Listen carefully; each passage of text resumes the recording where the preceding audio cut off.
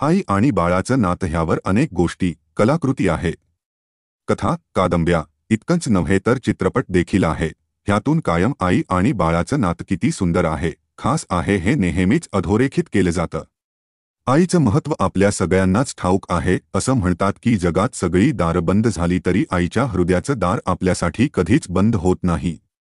आईचं तिच्या मुलांशी असलेलं नातं जितकं खास असतं तितकंच बाबांचं सुद्धा त्यांच्या मुलांशी असलेलं नातं स्पेशल असतं. जशी आईची तिच्या मुलांशी नाळ जोडलेली असते, तशीच जेव्हा बाळाच्या जन्मानंतर बाळाला पहिल्यांदा हातात घेतल्यावर बाबांशी देखील एक अदृश्य नाळ जोडली जाते.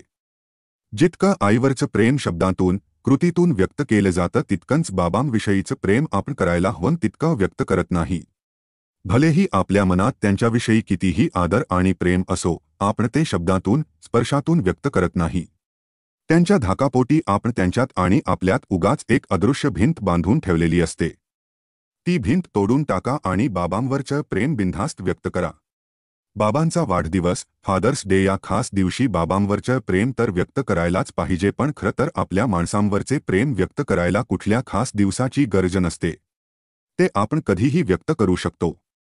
तुम्हालाही तुमच्या वडिलांविषयीचा प्रेम, आदर आणि काळजी व्यक्त करायची असेल पण त्यासाठी शब्द सापडत नसतील तर आम्ही तुमच्या मनातल्या भावना शब्दात उतरवण्याचा प्रयत्न केला आहे. खरं तर आपल्या लाडक्या बाबांविषयी आपण करायला हवा तेवढा विचार करत नाही किंवा तो वेळोवेळी व्यक्त करत नाही.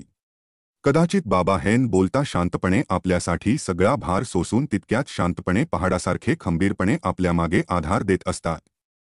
बोलता शांतपणे आपल्यासाठी त्याग करीत असतात. त्यामुळे त्यांच्याशी आपण तितका संवाद साधत नाही.